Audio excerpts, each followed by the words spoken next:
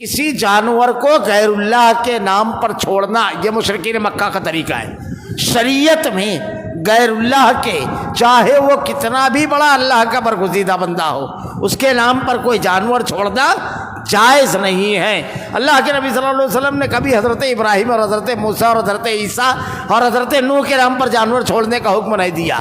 صحابہ کرام نے کبھی اللہ کے نبی کے نام پر جانور نہیں چھوڑا اور نہ کسی اور نے چھوڑا۔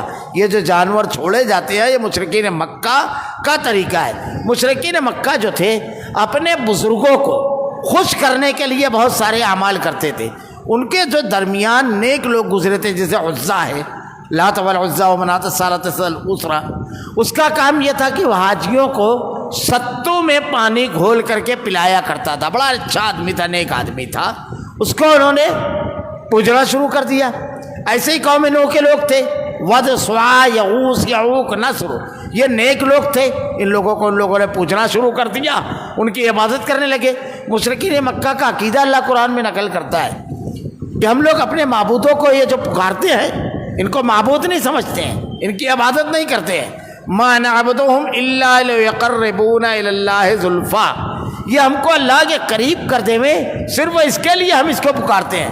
وَيَقُولُونَ هَؤُلَاءِ شُفَعَاؤُنَا عِندَ اللَّهِ، اور یہ کہتے تھے کہ ہمارے سفارشی ہیں اللہ کے پاس۔ وہ لوگ اللہ کو مانتے تھے، حج کرتے تھے، اپنے آپ کو یہ دعویٰ کرتے تھے کہ ہم حضرت ابراہیم علیہ السلام کی قوم میں سے ہیں، لیکن جو خرابیاں ان کے اندر آ گئی تھی اس کی وضاحت قرآن میں کر دی گئی ہے۔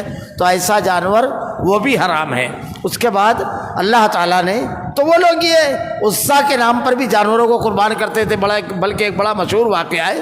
حضرت زید بن نفیل کہتے ہیں کہ 3 لوگ اللہ کے نبی سے پہلے تاریخ میں ایسا ملتا ہے کہ ان لوگوں کے اندر توحید پائی جاتی تھی۔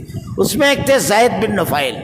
یہ زید بن نفیل جو تھے یہ حضرت عمر رضی اللہ تعالیٰ عنہ کے ماموں تھے رشتے میں، اور حضرت سعید بن زید کے والد، یعنی حضرت عمر رضی اللہ تعالیٰ عنہ کی بہن جو حضرت فاطمہ تھی، ان کے شوہر جو حضرت سعید بن زید تھے یہ عشرہ مبشرہ میں سے ہیں، ان کے والد۔